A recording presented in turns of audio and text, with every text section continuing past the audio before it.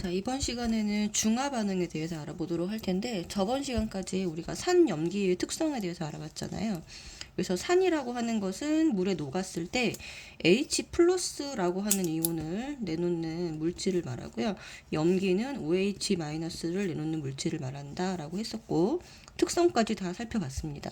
자, 그러면 중화 반응이라고 하는 것은 뭐냐면, 이 산성과 염기성 물질이 만났을 때 이제 산에 있는 H 플러스와 염기에 있는 OH 마이너스가 만나서 물을 만들고, 그 이외의 산에 있는 음이온 그리고 염기에 있는 양이온이 만나서 염을 만드는 이런 반응을 말을 합니다.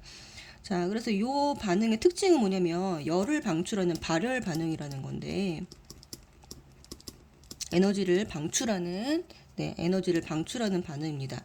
자, 그러면 이 방출되는 열은 무엇의 숫자랑 비례하게 되냐면 만들어지는 물의 개수, 입자 개수와 이거에 비례한다라고 미리 좀 기억을 해주시면 될 것 같고요. 자, 이 온도. 자, 중화 반응이 일어났을 때 온도가 올라가게 되거든요. 그 온도는 만들어지는 물 입자의 개수에 비례한다. 자, 그러면은 여기서 이제 중화 반응에서 만들어진 염이라고 하는 거는, 자, 산성에서 음이온하고 염기 양이온이 만나서 만들어진 건데, 이것을 이제 구경꾼이라고 하거든요. 근데 실제로 중화 반응에서 이 열을 발생시키는 반응을 알자 이온 반응이라고 하는데, 알자 이온은 산성에서의 이제 수소 이온과 염기에서의 수산화 이온이 1대1의 개수비로 만나서 반응에서 생기는 이런 반응을 말합니다. 자, 그래서 이 알자 이온 반응식을 따로 써보면 이렇게 되죠. 이렇게 반응식을 쓸 수가 있고, 이걸 잘 골라줘야 되겠습니다. 자, 그럼 3번으로 가면 염산과 수산화나트륨 가장 간단한 산성 그리고 가장 간단한 염기성, 요 두 수용액의 중화 반응 모형이 나와 있어요. 그래서 이제 그림으로 문제가 많이 나오기 때문에 이것을 잘 이해할 필요가 있는데, 자, 묽은 염산을 보면은 지금 여기 같은 부피 안에 이 염산에 H 플러스 숫자가 2개가 있습니다. 자, 그 다음에 또 같은 부피 안에 OH 마이너스가 2개가 들어있다. 자, 그러면 지금부터는 이제 여기서는 항상 물질의 농도를 따질 때 어떻게 따지냐면, 같은 부피 안에 들어있는 요 수소 이온과 여기 수산화 이온의 입자수로 따지게 됩니다. 입자수로 따지게 되는데, 이 농도가 같으면은 같은 부피에서 중화가 일어난다라고 보시면 되고요. 그래서 지금 보면은 서로 반비례하는 관계죠. 자, 농도랑 부피를 곱했을 때 입자수가 나오게 되잖아요. 근데 항상 그 수소 이온이랑 수산화 이온은 위에서도 얘기했지만 1대1의 개수비로 반응을 해야 됩니다. 그렇기 때문에 입자수가 똑같아야 돼요. 만나는 입자수가. 자, 그러면 지금 농도와 부피 관계는 서로 무슨 관계다? 네, 반비례 관계다라고 기억을 해주시면 됩니다.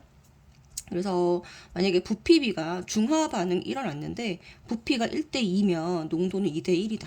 이렇게 보시면 되고, 그리고 농도가 만약에 2대1이면 부피는 1대2의 그 비율로 반응을 해야 된다라고 알아두시면 될 것 같아요.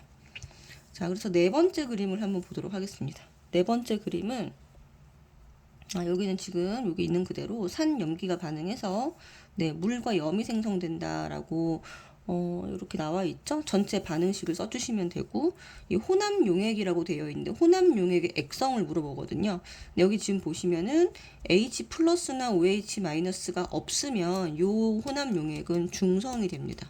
중성. 만약에 H 플러스가 입자가 하나 남아있다. 그러면 산성이고요. OH 마이너스가 남아있다. 그러면은 염기성이 되겠죠. 자, 그래서 4번에서 요 지금 이온수 변화 그래프가 무척 중요하거든요.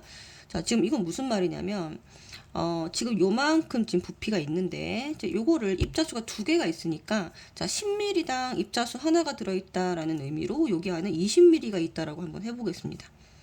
자, 여기 지금 HCl 수용액은 20ml가 들어있고요. 자, 그 다음에 지금 수산화나트륨 수용액을 몇 번 넣냐면 2번 넣었을 때 여기서 중화가 일어나는 것을 알 수가 있어요. 자, 그럼 무슨 말이냐면, 지금 Na 플러스, OH 마이너스, Na 플러스 OH 마이너스. 자, 이런 식으로 OH 마이너스가 두 번 들어갔을 때 중화가 일어났다.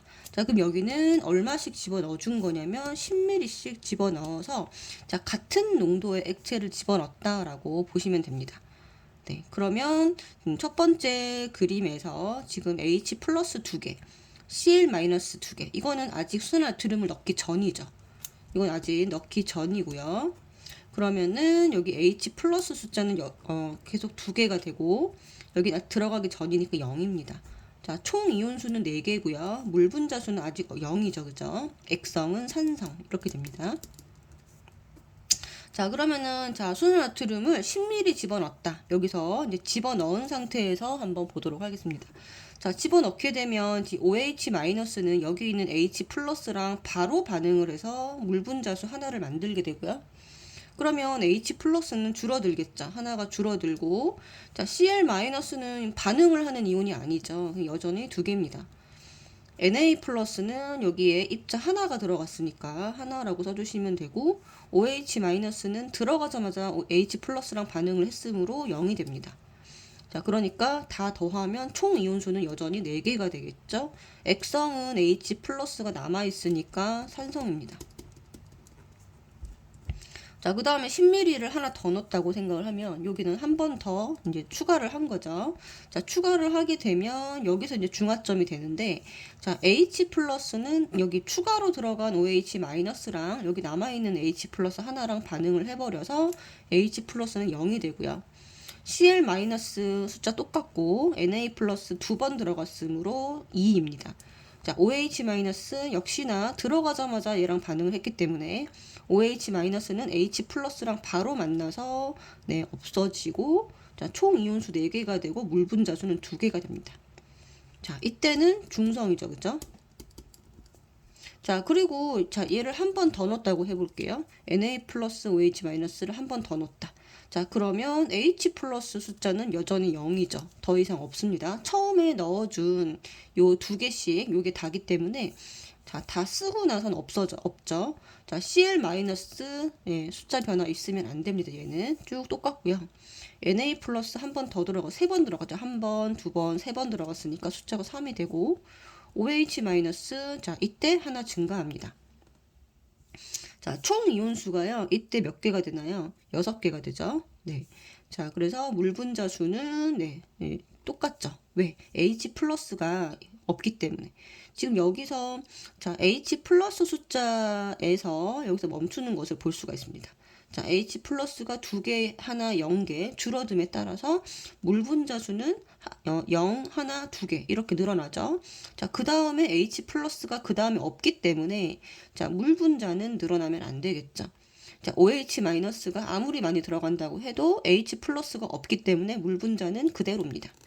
자, 액성은 OH-가 늘어났기 때문에 염기성이 되겠죠. 자, 그래서 옆에 있는 이온수 변화 그래프를 한번 보시면은, 자, 처음에 원래 넣어줬던, 처음에 들어있던 알짜 이온과 구경꾼 이온을 먼저 파악을 하시고요.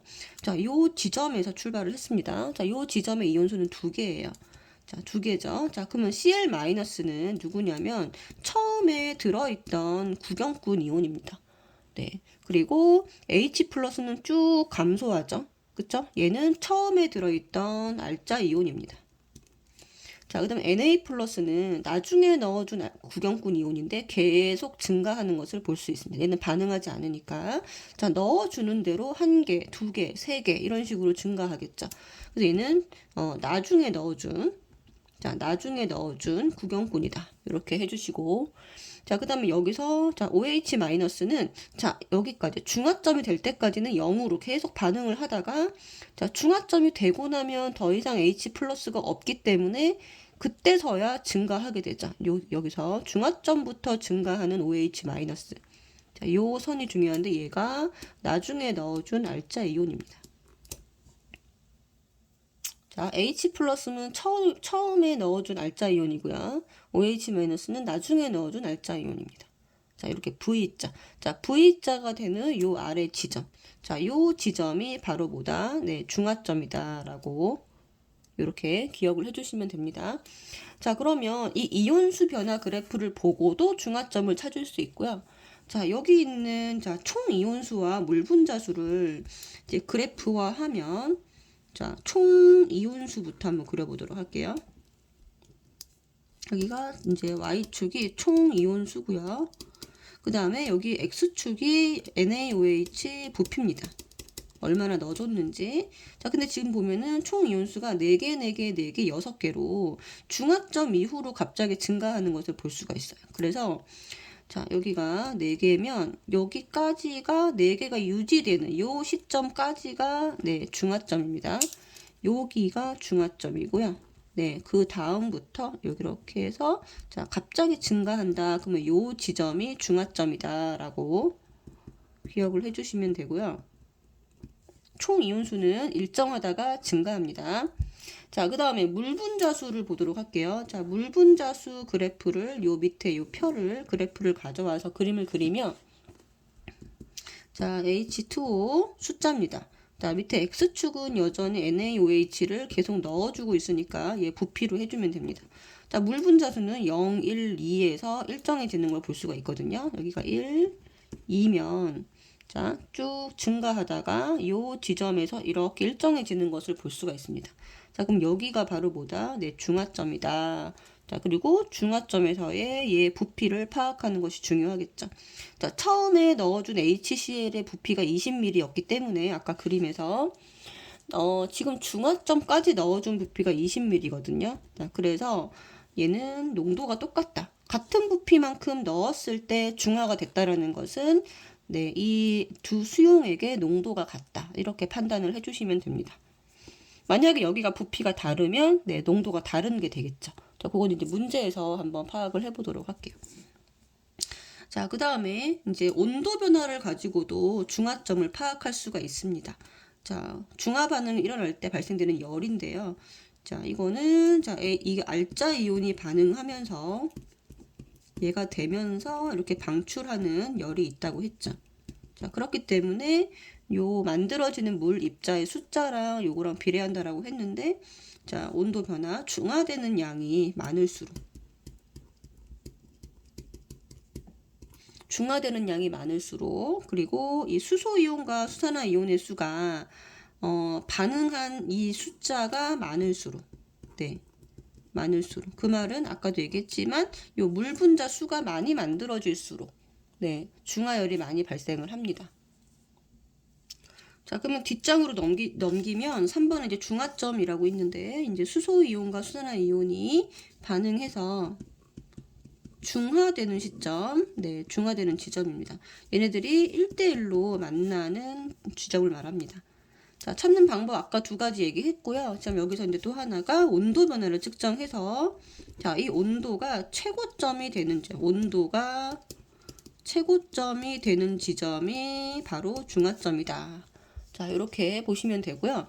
자, 지시약으로도 알 수가 있는데, 자, BTB 같은 경우는 산성, 중성, 염기성에서 색깔이 다르죠. 산성에서 노란색, 중성에서 초록색, 염기성에서 파란색이기 때문에 자, 산성에 원래 들어있던 용액이 산성이라고 한다면 노란색이었겠죠.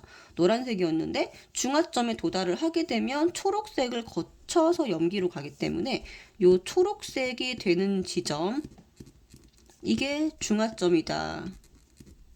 네, 이렇게 네, 기억을 해주시면 되겠습니다. 자, 그래서 자, 지금 정리를 하자면 같은 농도의 만약에 산성 용액과 염기성 용액은 같은 부피로 중화 반응을 한다. 자, 근데 만약에 부피비랑 농도비가 반대이기 때문에 부피비가 만약에 HCl이랑 NaOH 산성 염기성이 2대1이다. 그러면 같은 부피당 들어있는 입자수, 농도죠, 그죠? 같은 부피당 들어있는 H 플러스랑 OH 마이너스 숫자는 1대2가 됩니다. 자, 농도 다시 한번 말씀드리면 농도의 개념은 부피분의 같은 부피 안에 들어있는 입자수 요렇게 네, 파악을 해주셔야 돼요. 자, 그러면은 생활 속의 중화 반응을 한번 보도록 할 텐데요. 요거는 한번 쭉 적어 보도록 하겠습니다. 자, 지금 보면 예시를 한번 쭉 적어봤는데 한번 보도록 할게요. 자, 일단 생선 비린내가 염기성 물질이고 요 비린내를 없애기 위해서 이제 레몬즙 같은 거 뿌려서 먹죠. 그죠? 이게 산염기고요. 그 다음에 우리가 음식을 먹으면 치아 사이에 끼는 이제 음식물이 산패를 하게 되는데, 자, 그거를 이제 세균들이 좋아하잖아요. 그죠? 그래서 요 음식물이 산성 물질이고 염기성은 치약입니다. 자, 치약이 염기성 물질에서 중화를 시켜주는 거고요. 그 다음에 벌의 폼산. 네, 폼산은 어떻게 하냐면 암모니아수로 네, 이렇게 중화를 시킵니다.